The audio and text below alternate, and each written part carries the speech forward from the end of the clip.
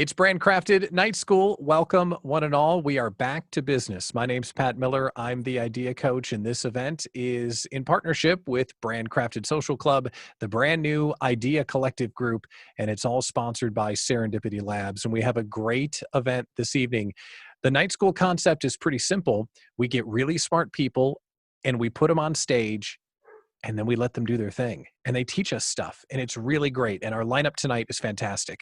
We have Liz Watson, the leader of the Impact Trail, on how to plan the rest of 2020, because in case you didn't notice, things changed a little bit the last couple of months. So Liz is going to help us make sure that we land the plane in 2020 as best as we can.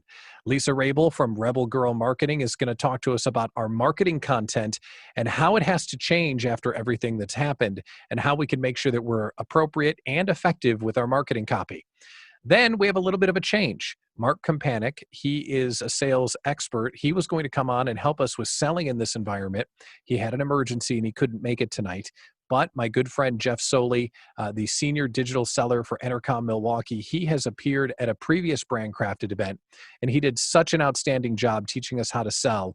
I called him real quick, and this afternoon, like 3 o'clock, he agreed to come on and share his selling genius with us. He's been out on the streets the last 3 months, believe it or not. He's been out trying to make sales every single day. So he's got really fresh information of how to approach clients and customers that I think you'll all find really interesting. And then the closer, Rachel Lamontia from Masterpiece Bookkeeping, she's going to talk to us about knowing our numbers and adjusting our finances to make sure that we not only survive the rest of 2020, but we end this year stronger than ever before. You know me, I'm Pat Miller. I'm the Idea Coach. I offer coaching and consulting and communities for small business owners, and I'm really glad that everybody could make it here tonight. First, let's say thank you to our sponsor, Serendipity Labs, and Emily and David are working really hard at Serendipity Labs to make sure it's clean and open and welcoming for you when you're ready to make your transition back to the workplace. And they've got a couple of great offers that you need to know about. Transitional workplace subscriptions.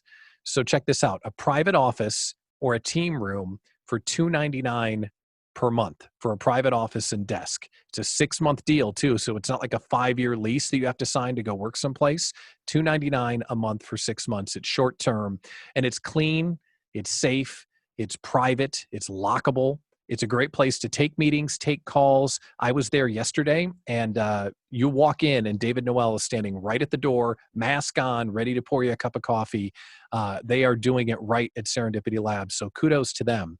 They have a few other offers: on-demand or reservable private offices or desks by the day for $49 a day, or the unlimited drop-in plan for $199 a month. So they've got great technology if you want to do Zooms like this. All of their conference rooms are wired for it. They've also got the mayor's brand new podcast studio. LZ Studio is high-tech and gorgeous. So if you're doing podcasts or you want to do podcasts, they have a full-blown soundproof studio right there as well. Plus, David and Emily and the team, they're fantastic. So if you're looking for a place to work, check out Serendipity Labs. They are tonight's sponsor, and a big thanks to them for presenting the show. We got through some great Zoom networking, so hopefully you had a chance to talk with one another, and now it's time to get going. So the format tonight for some of the interviews, or for some of the presentations, are going to be interview-based, like we do often inside the Brand Crafted format. And we encourage you to ask questions and make sure this is collaborative. There's nothing worse than sitting on a webinar when the person just drones on and you don't feel engaged. So we have 2 speakers that are going to use PowerPoints and talk us through their content. But if you have a question, type it into the chat and I'll jump in and we'll get it asked. The other 2 speakers, we're going to do more of an interview style, so we'll be able to have a free-flowing conversation there as well. And if we have any time at the end, we'll do some general conversation as well. But I'm excited about this show, Night School Back to Business, because of where we are. I just have this feeling. I took a walk today. I was totally ineffective. Okay, so I was totally ineffective this morning until like 10 o'clock. Something was bothering me, and I didn't know what it was. So I stood up from my desk, and I went out for a walk, and when I got out on the walk, I realized it's over. And I thought to myself, okay, what am I feeling here? What is over? Because I remember the night when the NBA canceled and Tom Hanks got sick. That was officially the start of coronavirus in my world. right? We took the kids out of school, everything shut down, and that was like middle of March. And I feel like, and it might not be literal, but in my head, it's over as of today. I think in the next week or two, a lot of folks are going to be really tired of this, and we're going to realize it's okay to get back to business. Now, hashtag not a doctor, hashtag not medical advice. I'm talking just big picture here, but I have the feeling that as a small business owner, the days of freaking out and shutting down and panicking, it's almost over. So in my head, I'm kind of transitioning myself out of my basement, out of my PJ pants all day, ready to get back to work. And that little switch is starting to flip in my head, and maybe that rings true to you as well. So to have tonight's conversation of back to business is pretty darn appropriate. So tonight we will brush up on our planning, our marketing, our financing, and our selling, and make sure that we are on point. So with that, I think we should start the show, and we should welcome in our first speaker, Liz Watson. She is the leader on the Impact Trail. And Liz, before you share your screen and you tell us, about what you're going to talk about tonight, unmute your microphone and just tell us a little bit about your company and what you do to help business owners. Thanks, Pat. What a treat this is to be here tonight. So what I do is help businesses make a bigger impact. And what I focus on is helping them make sure their operations are streamlined and things are in place so that leader can step up and spend more time marketing, building relationships, selling, so that they can truly make a bigger impact in the world. And my passion is around environmental sustainability. So it's in my heart to serve companies that have that as part of their mission. And this impact is based on strategic planning and operations and helping people get their act together. Tell us about your background a little bit. Like, how did you arrive and learn how to do all this stuff? Okay. So I spent many years, decades in corporate with backgrounds in really hospitality management, and that really honed my customer service skills, and then lots of time in the IT project management space.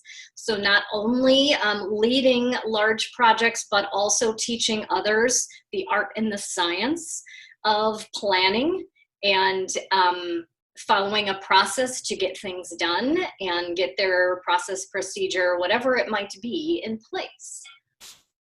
So we have kind of a mission here, right? We've got 6 months to try and save 2020. And you're going to talk to us a little bit tonight about how to plan for the rest of the year. And you've got a PowerPoint. So can you share your PowerPoint when you're ready and talk us through what you have to share about how we're going to save 2020 with your help? All right. Host disabled attendee screen sharing. Oh, well, what did I do that for? Man. All right. Stand by. Aha, there we go. Oh, see, thanks, JB. You're welcome. Got it. You're the best. Sweet. Take two. Okay, Liz, why don't you share your screen and tell us what you have? All right. So hopefully it should have just shared my presentation here. Okay, got it. Good. Excellent. So let's start with this. Right, our focus is to get to the end of 2020. And really, when I thought about that, it was, well, let's revisit and refresh. And I think it's important when a business is looking at what do they need to get done to first start with the values. And for small businesses, a lot of times it's the leader of that small business where the values are tied to. As you get larger, it may incorporate other leaders or your whole scope of your business. But a lot of times for small businesses, it starts with the leader. So take a look at the values that you have determined are important related to your business. If you haven't done that, go through an exercise to capture them. And if needed, tweak them. But it's probably not a time of tweaking. It's probably just sitting with it and remembering, oh, that's right. That's why I started this business. This is what's important to me and how I want to run not only my business, but my life. So take a look at that. And then, because a lot's happened in these first 6 months, take a look at the mission statement you have for your business. Has that changed? Maybe it hasn't, but look at what you've captured. How do you explain to your team or your customers the mission of what your organization is about? So it's, well, who do you serve? How do you serve them? And what is the benefit they're gaining by working with you? So refresh that if that feels like it needs to be, because a lot of people have been pivoting, right? And making changes. Maybe because of that experience, it does make sense to revisit that mission. But the vision is a little different, because I define that as, this is what you want to be 2 to 5 years or longer out from now. So it doesn't need to be 10 years out. For small businesses, it may be best just to look 2 years out for a longer term vision, or maybe up to 5. But when you think about that, what is it ultimately that you're trying to accomplish through your business? And that may be something tied to you yourself, some goals you have set and a vision you have for you and how you run your life, or it's specific to your business, but it all ties together, especially when we're small businesses. So take a look at that and see if that might need a refresh. And then the goals. We all started the year with some specific goals in mind. If you didn't, now is the time to pause and set some for the rest of the year. So it's either refining what you have based on what you've learned now through these first 6 months. We're not through the 6th one yet, but take a look at those goals and see if they either need that revisit or a refresh, or just take the time to capture them if you haven't yet to date. All right, so we move to the next slide. So what I wanted to share was something to think about. So we've got the higher level, what do we want to be as a business, and we're focused on our goals and what we'd like to do. But these 7 items here are items that apply to any business, no matter the size of the organization. These things should be thought about and strategically planned. And ultimately, it's all about helping you get to that vision, not just the mission of what you intended, what you're doing right now in your business, but what is that vision that's really going to fuel you and in the long term? And how do you look at these now all individually so you can make sure things that you're doing are going to get you closer to that vision? So let me briefly describe what each of these 7 are. How are we doing on time, Pat? Or let me know. Yeah, you're doing great. Okay. All right. So let's start with financial steadiness. And before I describe these, you're going to have some homework, which is ranking these from 1 to 7 from a priority level. As you think about your business, which bubble up to, oh, these are definitely the top 3 things that I'd like to take action on to help me get closer to my vision. They all have a place, and right, we can't all do all 7 of these things every week. And in larger organizations, right, you usually have someone heading up each of these areas of your business. So take, as we talk through this, kind of think, oh yeah, that's right. For me right now and what my business is, I think this one is number 1. I think this one is number 7. So financial steadiness, that's just not about setting your revenue goals. And we're going to get to talk money later with Rachel. So I'm not going to jump into that too much, but it is thinking of revenue goals or profit goals. It's thinking about, do you need to make any adjustments to insurance in your business? Maybe think about legal components. Do you need to make any adjustments there? Have you made changes and now you need to update something with a product or your website? Think about, do you have the components in place to help you be financially steady, such as a bookkeeper, A CPA you work with. Do you need to work with a lawyer for your organization? Do you need to revisit any of your structure? That's kind of what that category is about. Visibility. So all of this stuff, if I can pause, is really more about the back office of your business. So not the client facing, customer facing. It's what are all the things operationally that we need to get in alignment. So visibility is more, how do you need to get you as leader or your brand more visible out there? One example, maybe you want to start a podcast. So that's one way you could be more visible. But this category says what makes sense for the intention of your business, the vision that you have, how does it need to be more visible? Product creation and refinement is certainly just that, but you're thinking about the products you were offering before this year started. Are they still the right products you'd like to continue with? Are there any that you want to add to the mix because maybe you've experimented with some things and they're working great? Maybe you've learned there are some you want to stop doing. You no longer find that they're going to help you move forward, or you've gotten feedback from customers that they want something else. So this is a time to pause and reflect on the products and services that you offer. Operational excellence. Boy, with so many things that have been happening, what jumps out to me in this category is, do you have standard operating procedures in place for certain things?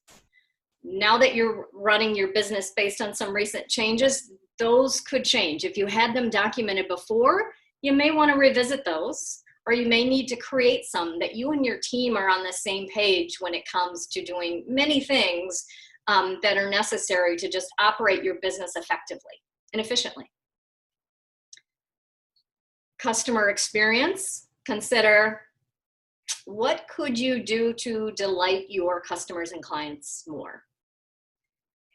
What have you learned that you'd like to start doing differently, or you want to keep doing it the same? So really there's no action that needs to be taken, and that's okay. But pausing to reflect on what makes sense from a client or a customer experience perspective. Team growth comes next in this list, not in order, but as you consider your team and looking at your vision, looking at the goals you have set even for this year, do you have the team in place that's going to help you get there? Are there any skill sets missing from the team you currently work with that you could bring on to help you? Or are there things that you're doing that really you should be delegating to others? It's certainly a time to pause and reflect on that. And then you don't want to forget you. So you as the leader of your organization, what growth and development did you have in mind maybe for this year? Or you'd like to put in place, whether it's for you personally, for example, taking care of your health, or maybe it's you learning something new to help move your business forward. So these are the 7 common areas of any business, and that really make up how you operate behind the scenes. So now think of, Liz, let me jump in with a question here real quick. So what if one of these top 7 is a known weakness for you? Does that mean, even though team growth isn't one of these 7 things, but if, let's say, visibility is something you're not very good at, you think, oh my gosh, I got to hire someone because I don't know anything about marketing or I don't know anything about finances. Is that when you have to just go bite the bullet and try and get some help? Sometimes it does depend, right? What skills do you bring to the table, or what are things you shouldn't be working on as leader of your organization, or maybe somebody else on your team is working on it, but it's not a good fit. Right, it's looking at that, and that's not always the answer. It depends on where you're at also in your business. So certainly the very first hire a lot of small organizations take is having an assistant, like a virtual assistant. that's even just a good start to think that through if you don't have any additional support. When I say team, I'm saying employees, I'm saying contractors, a mix. If it's just you, this might be a time to consider, what am I doing now that I could ask somebody else to do and help out? So it doesn't always mean you have to outsource it, but that a lot of times for our businesses, that's a component. So two things. JB has put up a poll so we can kind of select which one is our priority at the moment. And it's a sorting poll because she fancy. So take the poll. It's inside the chat. It's kind of cool. But also on average, if you walk into a business that isn't optimized, is there one of these 7 that people tend to ignore that you kind of look, oh, I bet you're not doing the thing? A lot of times what I find is that financial steadiness. If that's not solid, and a lot of those categories I mentioned, if that's kind of in flux, that can certainly have an impact. And also what I've discovered is financial steadiness. So I'll be curious to see what everybody's voted on. Typically, financial steadiness comes as the top item. And the one that comes at the bottom a lot of times, the 7th priority, I should say, is customer experience. But people will feel bad about that. Like, oh, well, if I'm not focused on the customer and excellent experience, and if I rank that 7, then I'm a bad leader or a bad organization. That's not the idea. You may be rocking it and doing it very well. And it's okay that it doesn't need to be a priority of what you need to adjust in the next quarter, for example. It's in there. You may have some things you want to do, but guess what? It could be 3 quarters from now you're going to address enhancements in that area. So don't feel bad if something is, 5 or 6 or 7. You've got to think about all of these things, but when you think about it, which ones are more prevalent?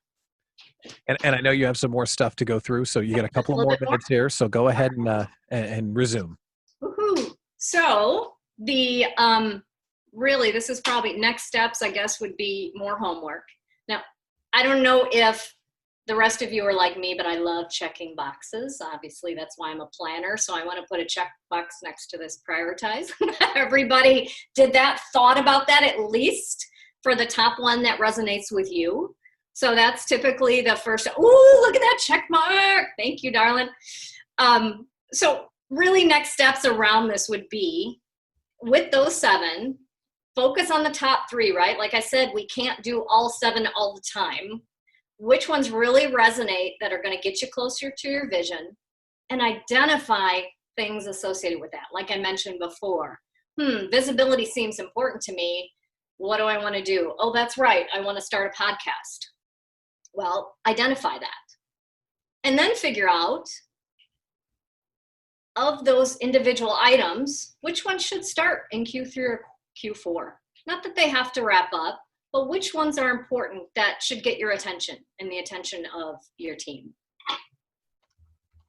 And then let's focus now just on Q3, since we're in June.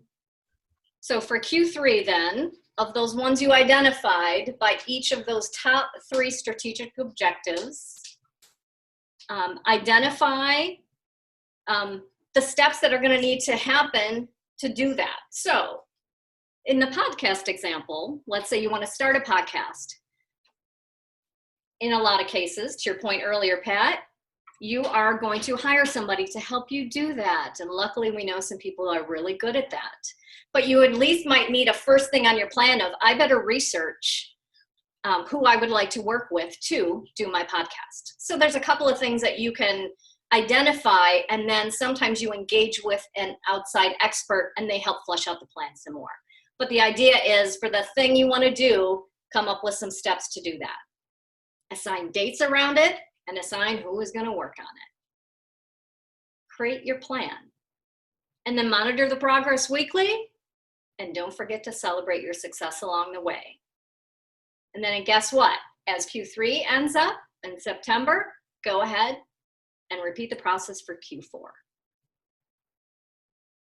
So this is really going to help you get on the right path to make a bigger impact in whatever you are doing in your business. taking the entire business into 7 items is like zooming us way out. That was really effective. I appreciate that. Before we step away from Liz and her presentation, do you have any questions? If you have any questions, drop them into the chat and we can get them in front of Liz before we move on to Lisa. But that was really helpful. And you're saying run through the whole process again in September because our vision and mission might not change, but our current issues may change. That is correct. So you may have had plans to prioritize something to get done in Q3. Maybe something like a pandemic happened, right? Yeah. And it's, wait a minute, I had that planned for Q4. Is that still the right thing to do in Q4? Is that still going to help me get to the rest of my goals for the year or my ultimate vision? So it's best practice to dust off those strategic items and look at them every quarter to make sure the ones that pop up in highest priority get actually in the plan and you get things done. And I know that you will help people on an ongoing basis as their strategic partner, but if someone just wants to sit down, help me think through the next 90 days or the next 6 months, you do offer that, right? I do, yes. Okay. So we'll definitely get you Liz's information. She's in the Idea Collective. She's in Brand Crafted. We can find Liz Watson, the leader on the Impact Trail. Thank you so much for sharing with us tonight. It was great. It was great. Great job. Thank you so very much. Liz Watson, you can unshare your screen when you get a moment and we will move on with the rest of the show. But Liz has got us off to a great start. That's exactly what we had in mind. And let's look at the results. JB, what do we have? So it looks like customer experience was first choice and did pretty well overall, and then financial steadiness. So you'll see that team growth was last, and I'm going to say that I wonder if that's not maybe because many of us don't have teams, which seems normal. Liz, how do you feel about these results after you see it as a group? Any takeaways that you have from seeing what people said? Boy. Yeah, with the customer experience, I guess because, the feeling I have is we want to ensure we're taking care of our customers through this strange, unique time. So that really does make sense that would bubble up to the top. Okay. Yeah. Thank you for sharing that, Jennifer. Absolutely. Yeah. Way to go, JB. That was awesome. Okay. Let's move along and let's welcome in our next speaker. We're going to shift from planning and move now to marketing. And things are a little bit different than they have been. And luckily, we have someone really great to speak tonight on marketing from Rebel Girl Marketing, Lisa Rabel. She's been on one of our small business rally points before. So it's great to have you back, Lisa. Before we hear about what you had to say, tell us a little bit about Rebel Girl and what you do. So Rebel Girl Marketing was developed because the small business owner and entrepreneurs were very underserved in the marketing talent space. People want the big boys and the medium boys to pay all the bills, but I found that the small business owner is just a great person to work with because they're so appreciative of the help, and I've developed a system where I'm only helping you as much as you need it, and then I'm gone. So I kind of call myself the Nanny McPhee of marketing, based on the fact that I'm only around until you need me, and then I'm gone until you need me again. So you're not stuck to a long contract. You're not stuck to an agency who's trying to upsell you on everything. Nothing against agencies, but it really helps that small business owner try to figure out where they are. And a lot of my clients are people who just said, I know I need marketing, but I don't know where to start. And so I help them do that. And tonight you're going to help guide us through how things have changed with our marketing and our messaging. And you have a PowerPoint, and are you ready to share your PowerPoint? So things have changed, but Lisa has the answers. Take it away. I have some answers. You've got all the answers. Don't sell yourself short. Come on. Okay. You guys all see my screen? As it starts? You good? Okay. So first of all, the whole poll thing just leads in so perfectly to what I'm going to be talking about. So the fact that, the customer experience is like the number one that people are worried about, that's exactly what I'm going to be talking about. And by the way, Liz, I appreciate you only saying pivot once, because JB and I have a drinking game. When people say pivot, we have to drink. So I'm still sober for this, which is an awesome thing as well. So you're welcome. But what I want to do is I want to talk about tonight is that it really is a whole new world out there. It's not even just the pandemic that we just got through. It's also about, the talk about the locusts in Africa, and then we're talking about the cicadas coming and invading everything. We're talking about UFOs, and we're talking about all kinds of things and riots in every big city. I even have a personal friend whose store was completely trashed in the Milwaukee area for riots. So it's not the same world that we used to live in. And quite honestly, we just need a big hug, right? Nobody's been able to touch each other for 3 months. So we all just need give each other a big hug. And you can do that with your content.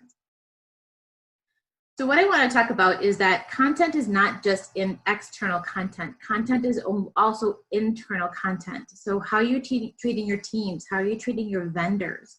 How are you treating your suppliers? And we have to start with empathy, because we've all been through this together. We all know that, like Pat said earlier, is that we got scared and we were panicking for a while there. And then it kind of got to it was like kind of the new normal. And now we're trying to work our way back into what does it look like to go back out into the world.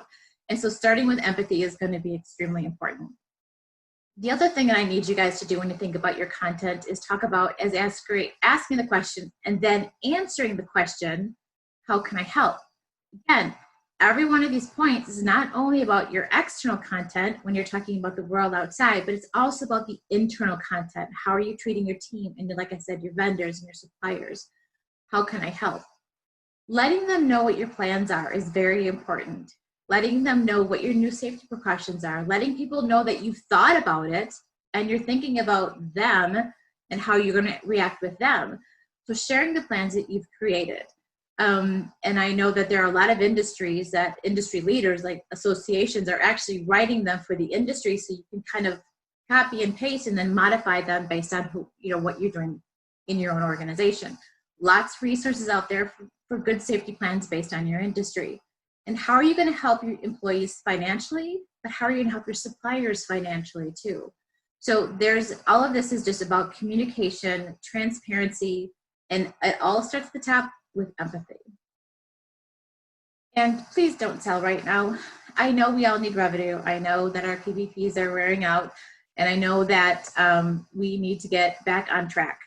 But one of the things that I want to talk about customer experiences is that what Liz was talking about is extremely important to perfect your customer experience, because revenue and growth will all automatically follow it. If you concentrate on the numbers and you're concentrating on the growth aspect of it, you're forgetting this whole experience of the fact that these clients, they need your attention. They need to know that you're going to work well with them. And a great customer experience will automatically produce revenue and growth. So don't sell right now.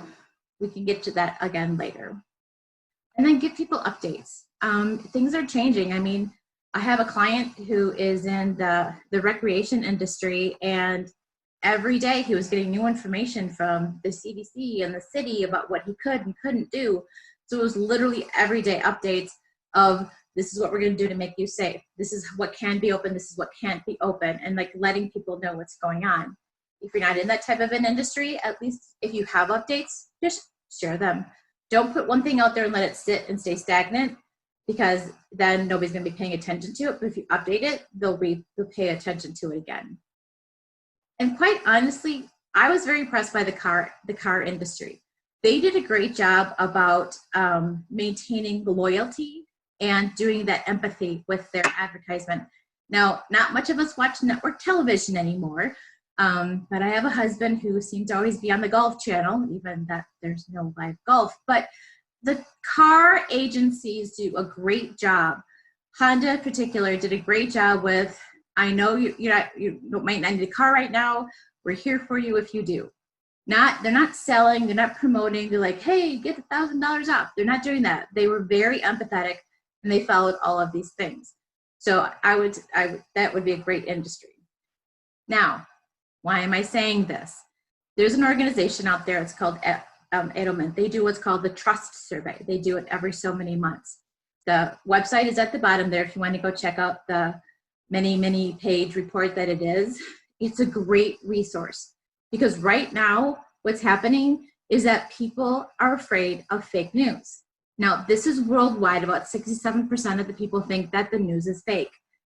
United States is not great. The United States is still around 50%. 50% of people think that a lot of the news that we're getting fed is fake news. So being honest and transparent with empathy is going to help that customer experience. The other thing that they found is that the businesses are talking about, like, well, how do you think the businesses are helping the employees or their business partners? Not great, guys. So, and again, this is not about, they probably didn't interview your people. They didn't interview, the smaller businesses, but in general, they're saying that they're doing a bad job, that not even 40% are doing a good job about putting people before profits. Again, not less than 40% again on the protecting the financial well-being. So we're not doing a great job. But people in general don't think that business owners are doing a great job when it comes to this pandemic. This one is kind of scary for me. This is the last statistics I'm going to show you. But look, CEOs, and when they say CEOs, they mean business leaders, is what they're saying here. But CEOs in general are doing the worst of the public demonstrating great leadership. So what we're saying is that the politicians and the news people are doing a better job than the business owners of relaying good information to their employees. So why did I show you these statistics? I wanted to make a point. The reason I ask you to do these things when it comes to your content is that people out there, and this survey, by the way, was released a couple weeks ago. This is not old information. And so what we want to do, again, lead with empathy, ask how you can help, talk to people about what your safety measures are going to be to meet with them. A lot of companies are doing mostly Zoom meetings still and only meeting in person when necessary. What are you doing to safeguard when you meet in person? All of those things need to be taken into consideration. So those are the last of my slides. Because what I'd like to do is I would actually like to answer some questions about content. So Pat, I'm going to stop sharing already. Okay. That was terrific stuff. And you're too busy presenting to see the comments, but you're getting love in the comments for your presentation style and effectiveness. It was really, really great. Thank you. Let me ask a quick follow-up question. And this is just off the cuff. But if 50% of the country doesn't believe the news, how can they trust the ads? Is it possible that ads are more trusted than news to the average American? Well, it depends upon the ad. I mean, so that's exactly my point. The ads shouldn't be an ad. Come buy from me. I've got this great special going on. If you're doing an ad, it should be, we're so happy that we can start seeing you again. If you want to come in and talk about, July 15th is coming up, right? If people haven't done their taxes yet, we'd love to come in and see you. And these are the safety precautions that we will take when we meet in person. So anything you do as far as posts, blogs, podcasts, whatever your medium is to get your message out there, lead with empathy, be transparent, don't sell, tell people how you're going to help them. And then that will gain the trust back to the people. That's all really great stuff. One more follow-up on that. So I wonder if empathy is even more effective now based on where the majority of our ads are showing up. It used to be our ads were on billboards and in predefined commercial breaks, but now our ads are showing up inside of a scrolling feed of people's friends. Like we're right there next to Michael and JB and Liz, and there's an ad. So being more empathetic, would that help it cut through more? It depends. When you're scrolling through those ads, and because everybody knows in the Facebook and LinkedIn feeds that the ads can be really annoying. And so what you could do is, it depends upon what the ad is. If it's just selling something, it's just going to be passed right on by. Mm-hmm. It has to be something interesting.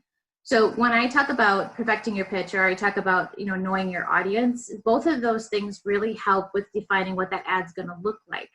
Like right now, I'm not talking about anything that I do. I'm talking about how you can help. Like I just did one. It's kind of funny you said you took a walk, because I just posted yesterday about how you can get unstuck, because everybody gets stuck sometimes and you just got to get up and go. For me, I go for a walk too. Mm-hmm. So you have to get up and you have to walk around and think about it. So answer the question, who cares? Honestly, when you're creating some marketing, you have to answer the question, who cares? Is anybody going to care about this? Like, because right now what's happening is that in that whole transition aspect, I'm not going to say the P word, JB, in that whole transition aspect of getting back to the new normal, people are getting stuck. They're kind of like, okay, can I? And you need to just keep answering the questions of how you're going to help. And so it seems like it's going to be wasteful, but it's not. And the great thing about this is that you've probably already created some amazing content. You can go back, tweak, and then repost again. You don't have to reinvent the wheel. Recreate the wheel, reinvent the wheel, reinvent the wheel. You can go back to old content and then tweak it to what it might sound like for today's environment, and then post that as well. So I have a question that I want to build on from something Tom said. Tom was talking about brands that are trusted. Can you think of anyone that we might be able to look up, either maybe someone you've worked with, someone locally, someone nationally, in addition to the cars that did a good job of being authentic and being empathetic, but someone that you think is really killing it right now, so we can get an example of, oh yeah, that they are doing it right. I can do that. you would think I would have one on the top of my head, but I don't watch television. It's tough. It's a tough question. And it's just something that came out of the blue. So, no, let me think about it. But I don't have anybody off the top of my head. For me, the car commercials were great because it was all about, I know you're not looking for a car right now, but I want you to know we're here for you. If your car breaks down, our service stations are still open. Come in. But if you do need a new car, we have ways of helping you that's still safe for you in the pandemic. And for me, that was like a really wow, they're not trying to shove a Toyota down my throat right now. Right. They're really understanding that nobody's out car shopping, but it was a great message. So that's why that one sticks in my head, because they were not selling, but they still sold at the same time. A few other comments to highlight. Rachel Lamontia mentions that Cranky Al's and Tosa is doing a great job. And Bob Langhoff said that loyalty is a great message to convey. So he was echoing what you were saying about loyalty. Is there anything else that we haven't addressed that you think is important for us to know about this topic right now? I think the consistency in marketing, it's always that, especially if you're doing social media, consistency is definitely going to be the thing that you want to make sure that you stick with. And you want to make sure that the customer experience is how you value it. To the whole point of me saying the question of when you create your content, say, who cares? Is anybody going to care about reading this? First of all, you're not going to appeal to everybody. So you're going to have to get over that. It's just, you have a message you want to get out there, and that the better customer experience you can provide your clients, you're going to get the revenue. You're going to grow your business. But if you just focus on the revenue, you're completely overlooking the client, and they're going to see that at some point in time, whether it's in the prospecting aspect of it or when you're halfway through a project and they're just not going to hire you again. The best way to get great revenue is give your customers such great experience they never want to leave you. Well, I love the way that you present. Great job tonight. Thank you so much for sharing with us. And if you have questions for Lisa, drop them in the chat, and I'm sure that she could follow up with you. Either if we have some time at the end of the show, we'll get those questions back in, or offline. But Lisa Rabel from Rebel Girl Marketing, thank you so much for sharing tonight. I really appreciate it. Hey, Lisa, if you could just please now pivot. Drink. Pivot, pivot, pivot, pivot, pivot. Chug it. Thank you, Lisa. Appreciate it. Okay, let's move on. Let's talk money. So we were going to have Mark Kampanik come on, and he had an emergency and he couldn't make it. So I thought, who else do I know that could come on and talk about selling? And we had Jeff Soley on our very first live show for Brand Crafted downtown. It was a live event, and he did a selling seminar with us, and he did such a great job. And so I called Jeff, and this afternoon, seriously, 3 or 4 o'clock, he's like, yeah, I'll come on, no problem.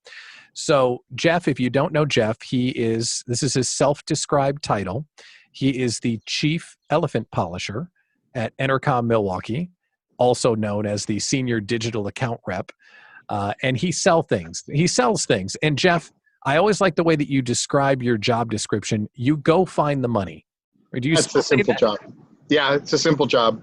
You go It's the find, easiest job description in the world. Go get the money. and you're good at that. You're good at finding the money, and you have a lovely background there. It looks like you're at the chateau or something. It's my backyard. It's my patio. It's very nice. Lovely. Thank you. So Lisa shared with us how brands should be behaving right now as their marketing, that it's very empathetic and it's very emotional connection. But people like you that are on the planet to go get the money still have to sell. So what is it like to try and get the money right now? Lisa's Lisa's commentary was completely on point with what I see in a daily basis. Selling for me has always been a numbers game. You can nurture relationships that you've got, but if you're looking for new relationships, you've got to make calls. And right now, that development of new relationships has completely changed. It is not a volume game. There is no value proposition to selling that has anything to do with the product that you sell. The number one thing that you can sell is trust. Somebody isn't going to buy from you because your price is lower. They're going to buy from you because they trust you. The first thing they want to know from you is, can I trust you? So I coach other people on my team frequently that you're going to have to know more about companies that you're approaching than you ever knew before. You're going to have to know what I call their station in life. You need to know if they have furloughed all of their people or if they took PPP money and they're actually getting ready to invest and grow. You're going to need to know if they are profitable right now or if they're clawing and scratching, just trying to survive. The approaching companies that are clawing and scratching and trying to survive with a with a sales opportunity that, hey, I got a great way for you to spend money. Go to hell, get out of my office. That's just not what people are looking to do at the moment. So whatever it is that you sell, the value proposition anymore is not the deal that you can make. Nobody cares if you're cheaper. They only care if they trust you.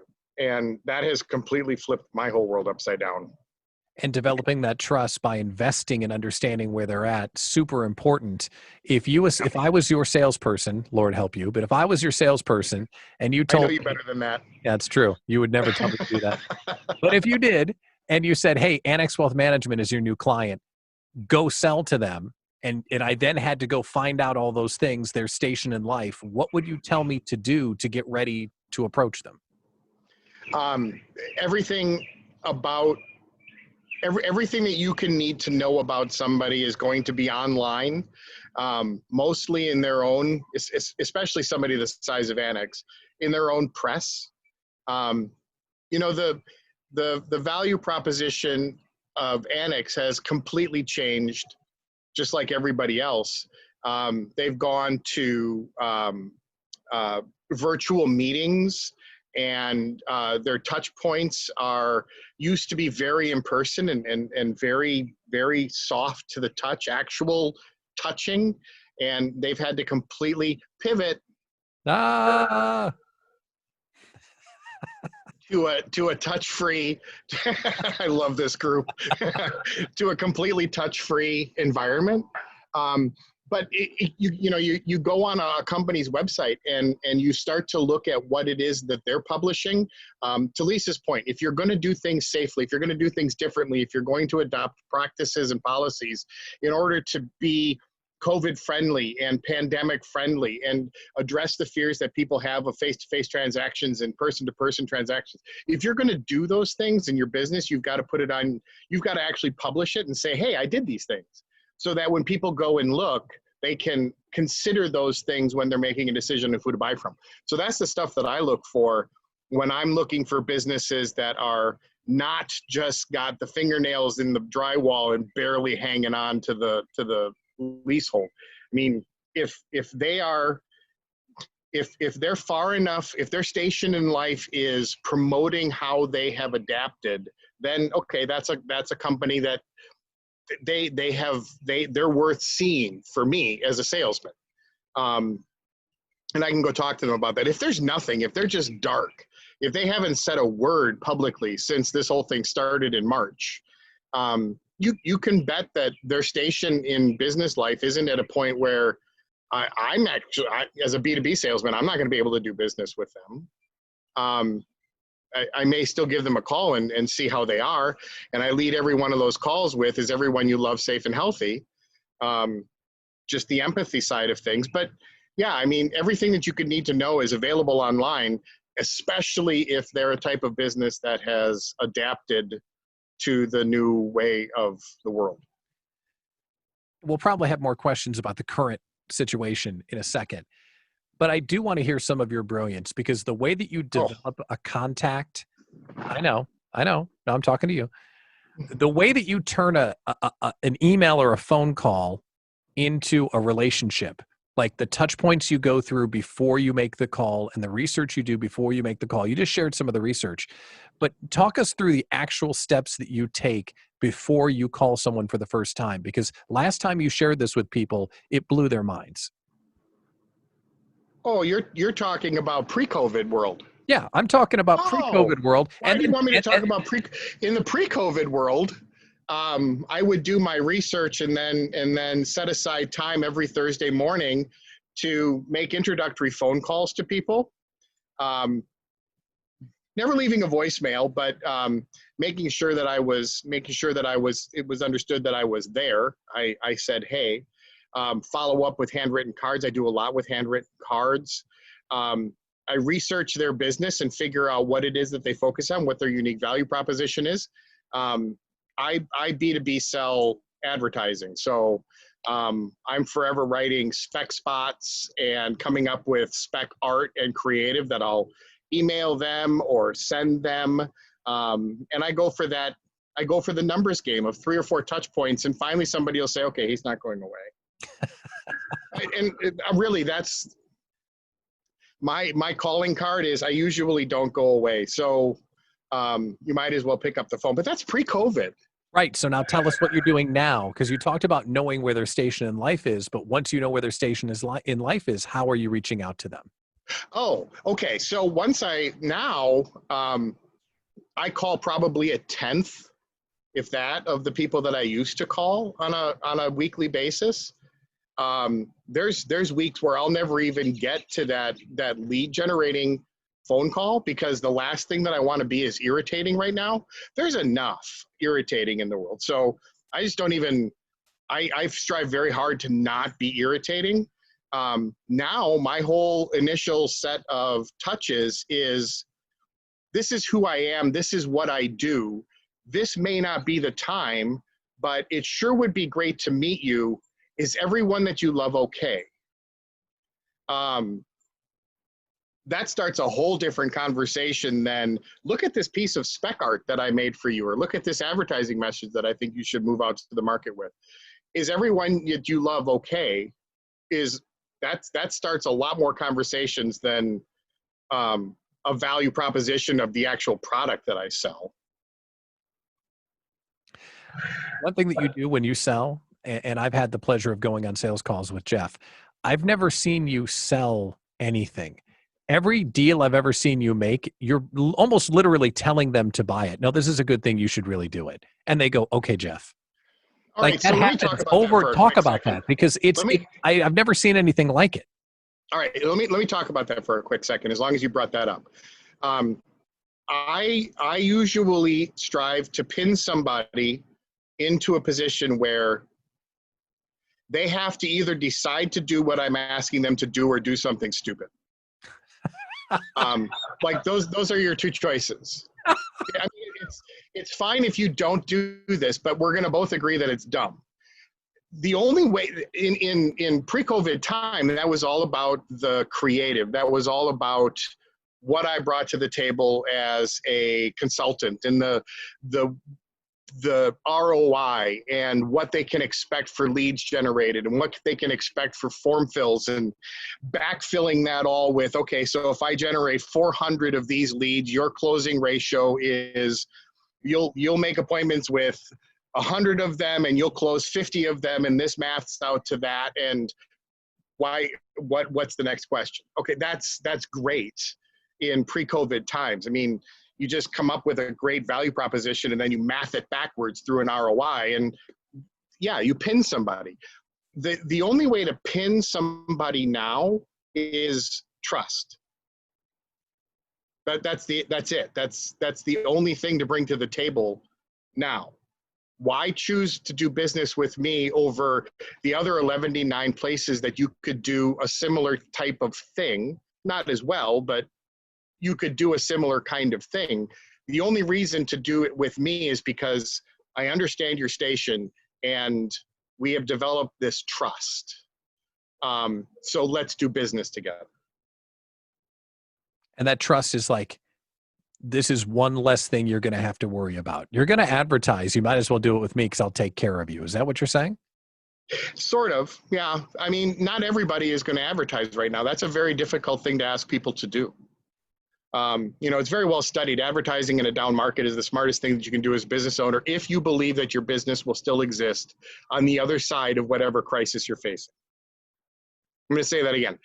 Advertising in a down market is the smartest thing you can do with your business if you are confident that your business will exist on the other side of the crisis. There are an awful lot of businesses right now that are not confident that their business will exist on the other side of this crisis. So trying to identify the difference between the ones that are confident and the ones that aren't. If I have established that they are confident, then, okay, so let's talk about this. But I do it all from the lens of, do you trust me? I want to ask one more question. I'm not sure if you're willing to share it, but on the call earlier today, you talked about some statistical changes that you were observing in media consumption. And is that public knowledge, what you were sharing with me? Because I don't want to take you down a road that you can't go to, but it blew my mind. I'm about to really, it's raining pollen here. Hang on one quick second. Oh, yes. I either have to sneeze or not sneeze. Give me a second. Go ahead and do that. And Jeff is going to answer a couple questions here before we go. If you have any questions, hop into the chat and we will ask Jeff before we run out of time. Okay, I'm not sneezing. Strawberry. Okay, so can you share some of those numbers, or is that can I just dovetail on what Lisa said? There's she said almost nobody watches network TV anymore. The statistics on that are actually are not exactly like that, but really they only watch news now that sports has evaporated from network TV, and news is so deleted because there's news at 8:30, 9, 9:30, 10, 10:30, 11, 11:30, 12, 12:31. You get the idea. There's a news show no matter what hour you want to tune into. So saying that people only watch news, yeah, but when? And a lot of that has become time shifted because really the news isn't changing other than, okay, we went from 104,783 to 105,221. Okay, that's the news. Breaking news. There, now you're all caught up. You don't even have to watch the news tonight. Right. The viewership on network TV it has just evaporated. But what was even more stunning was on the radio side of things, and I rep radio stations. I don't actually sell traditional radio anymore. I only sell digital. Smart. But it has been crushed. The interesting CUME numbers that CUME is a industry term for cumulative audience size. How many people tune into your radio station or to your TV station or to whatever it is that your broadcast mechanism is in a week is your CUME. That's your cumulative audience. For most broadcast media outlets, CUME has been cut in half. Radio especially, CUME has just gone in the absolute toilet. Entercom has WMYX and KISS FM, massive radio stations, or at least they used to be. Now the digital version of radio is like a Pandora or a Spotify or a radio.com. Those have more than doubled. Our property, which is called radio.com, had a unique cumulative audience, weekly cumulative audience in February of 109,000 people a week. 190,000 individual people a week would tune into our digital radio property where you listen to podcasts and radio stations. If you're listening through your smart speaker or through your phone, we were at about 190 in February. Now we're sitting at 410. So when people left their cars, radio listenership disappeared. If people raised their hands here. How many people here even have a radio in their house? One. Just Pat. Two. Okay. Ooh. Abby and Pat, you don't count. Yeah, you're just one. People don't have radios in their houses. I don't have a radio in my house, and I sell the darn thing. Mm-hmm. If you're listening through a smart speaker, yeah, you might be listening to the radio station, but the ad set that is fed to you is completely different than the one that is coming through a stick that would normally go into your car. So, man, traditional broadcast media, it was a change that was inevitable. It was bound to happen. And I have been preaching that to my clients for years, that this shift to digital media was necessary. And years ago, I shifted away from selling anything broadcast to selling only in the digital space, because I figured I can't retire selling digital unless I just ride this sled into the bottom of the hill. All COVID did was hasten the inevitable. So two things. Jackson's in the comments asking, where did all the eyes and the ears go? And I would argue they all went digital and fragmented into a million pieces. They're all out there. They're just on a million different platforms. Yeah. If you watch TV through Sling, or whatever streaming service, the ad set that you're served is not the same ad set that if you bought your TV commercial from Fox 6. Right. You buy your TV commercial through Fox 6. Somebody who's watching the Fox 6 News through Sling is not going to see your commercial. It's the exact same with radio. If you're listening to WTMJ through your smart speaker, the commercial sets are different than if you're listening to WTMJ on the AM radio in your car. So they're still there. The earballs and eyeballs are still there. They just have gone into the digital space. And once they're in the digital space, it's so fragmented and hard to reach them. There's way better ways to do it in really creepy ways, really, really creepy ways. So yeah, other questions? Well, you're a dynamite seller, and I've always enjoyed partnering with you on projects in the past, and I always like having you on stage because you always bring us value. I appreciate it. Is there anything that we haven't covered about selling right now that either you learned or you realized that maybe other people haven't, or something that's a solely ism that you think you should share before you go? Oh, just go get the money. Go get the money. Does anybody have a question? Or am I out of time? We have time for maybe one or two questions. One of them was, how do you define digital? How do you define digital? Digital is defined, anything that comes in over an internet connection is digital. Okay. And what about these creepy ways you're talking about? Give us some examples of your creepy ways. Have you ever been talking? Okay, I'm going to give you an example of one that happened to me. Philip Seymour Hoffman. I was visiting with my wife. We watched an old movie from the 90s.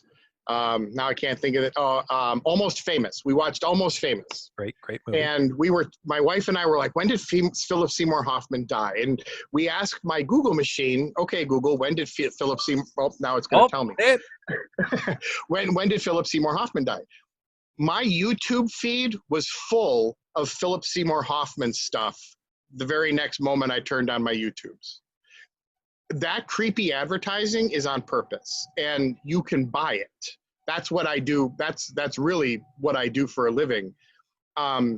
If you get an email that's a solicitation for something, and you click on it and look at it, be it an insurance or a credit card offer, and then you start seeing that thing follow you around. If you look at shoes at some online retailer, and then you keep seeing those shoes everywhere you go, that's the really creepy advertising that is done in the digital space, following people around relentlessly.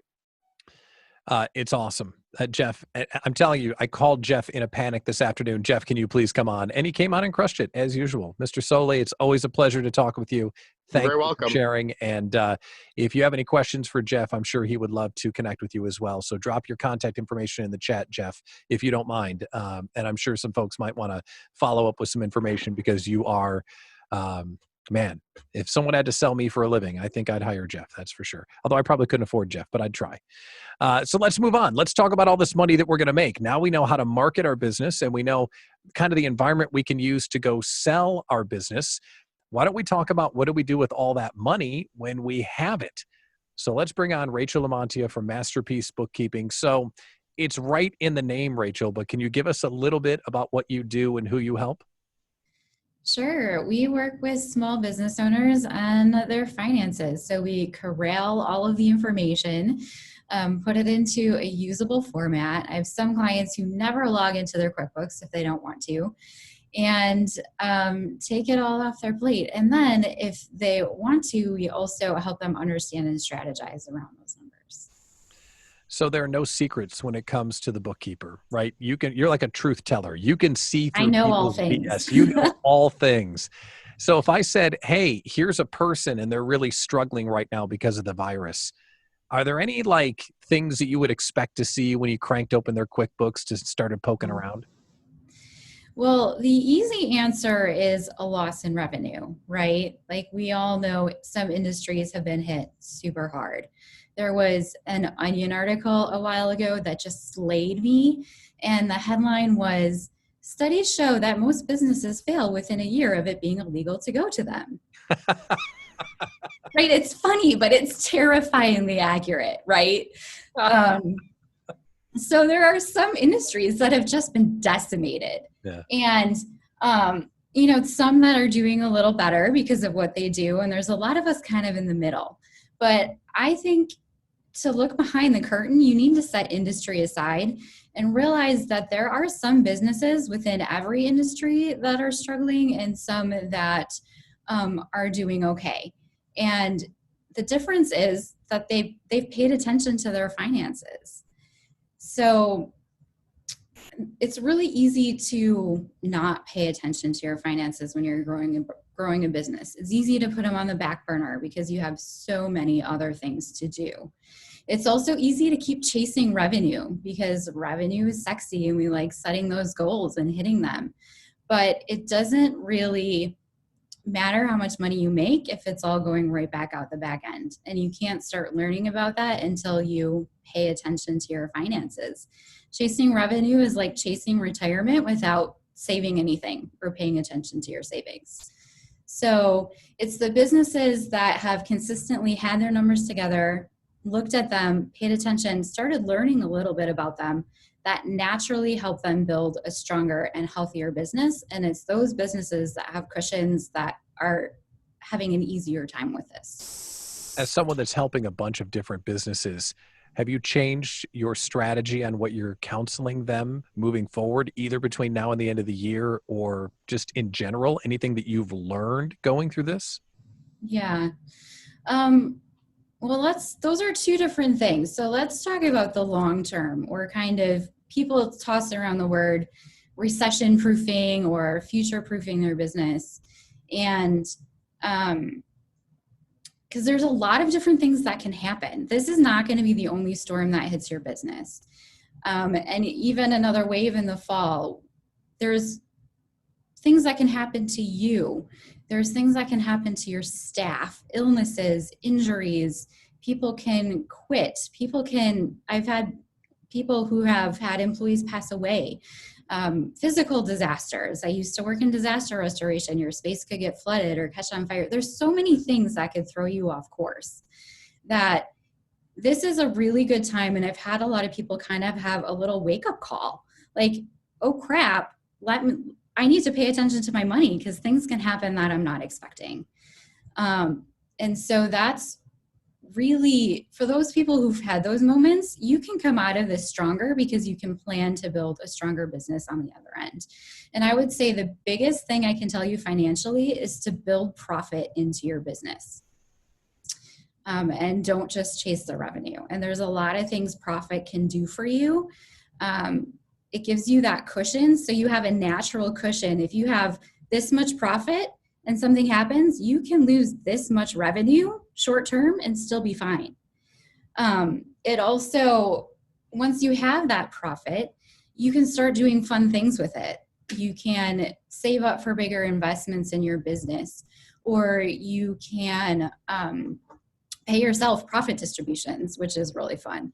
But another thing you can do is start a rainy day fund. I've had this conversation with a few people, like you should have 3 to 6 months set aside. It's hard to think about that number unless you actually have some left over to start saving. And that's where profit can start helping you build all of those cushions and things, so that when the next storm comes along, your boat's a little stronger and you can weather it a little bit better. I think a lot of people, me included, assume that people that do what you do work in the past tense. Here's what happened. I'm balancing the books. I'm paying the invoices. I'm doing what happened after the business happened. But you also engage your clients with conversations about profit. Like, hey, here's what you're selling it for, and here's how much it costs, and you need to raise your price or find a different supplier. You Mhm. offer that. And what happens when you talk to a business owner that isn't getting the profit that they thought from the thing that they're selling? Do you watch their eyes just pop when you do that to them? What is that like? It's really interesting. So I was going through kind of analyzing a client's business late last fall of figuring out what his goals should be for the next year. And we came to the conclusion that he needs to make $50,000 more this year without cutting any expenses to be where he wants to be. Wow. So by starting to look at that, you realize maybe I need to look at my pricing model a little differently. Maybe, that everything isn't aligned the way it should be. It kind of forces you to figure out all that other stuff that you've been putting on the back burner. Talk about receivables for a second. Are you seeing your clients getting paid on time? Are people slow or no paying, or is everything just fine? It's very situational. Nobody doesn't want to not pay. Did I say that right? People want to pay. I think yeah, people want to pay. When you're working with small businesses, everybody knows that this is a tough time. They don't want to cut you short because they don't want to be cut short.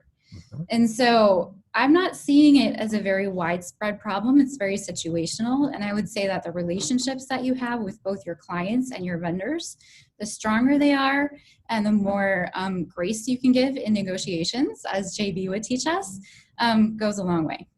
Very good. So talk to us about someone that's not using a bookkeeper yet. I know that, look at that face, like, what, you're not using a bookkeeper? You just totally gave us a judgy Sorry. look. Like, wait, what? But if we aren't, like, we're dumb, like we're not. Just saying, are there any best practices that you recommend? Like, hey, once a month, do this, once a week, do this, every day, do this. Anything like that are rules of thumb that if we're trying to do it ourselves, we should do? Sure. I think you need to look at everything at least weekly. I don't think you need to pull it open every day, but if you keep up with it weekly, it's not so overwhelming at the end of the month. And then every month you need to review your financials and kind of learn, and I say learn a little bit. So if you don't know how to read something or you want to learn about pricing, go look up a little something about that. Start educating yourself, because if you start now, in 2 years, you're going to know your numbers and your books pretty well as you grow. I actually do have something very similar to what you just asked as a freebie on my website, a checklist of what you should do daily, weekly, monthly, yearly, if you're doing it yourself. So check it out if you're interested in that. That's great. Maybe if JB has a moment, she could throw that into the chat, or maybe when we're done here, Rachel, you could throw that into the chat. I know she just gave me the face too. Look, I'm getting the face from both of you guys. I can't even see her and I'm getting the face. And I can hear her now. Great. Is there anything else, Rachel, in regards to where we are right now and trying to pull this in on 2020 that we haven't talked about that you think we need to be talking about tonight? Yeah, so I think when you're going through the rest of the year and trying to figure out how this looks, because it's very fluid, we don't know how the next few months are going to play out, and you're revisiting your goals that you had for 2020. You guys remember who was there at that Crush event? How excited we were about everything we were planning. Yeah, how much of that turned out the way we planned, right? When you're revisiting that, and making new goals for the next 7 months, most people, when they set financial goals, they'll look at everything and then kind of pick a number, right? I'm going to suggest 2 things as you're going through this to help you flesh it out a little bit more. Well, and that's number 1, flesh out your numbers a little bit more. And the other one is to set 3 goals. So when I'm working with people on setting goals, we do the main one, and that's the path that you think you're most likely going to go down. It's maybe a bit of a stretch, but it's very achievable. And then you should also set your BHAG, your big, hairy, audacious goal. This is like, if everything was amazing, this is what would happen. And a lot of people set that one only, and then when it proves difficult to reach, they get discouraged.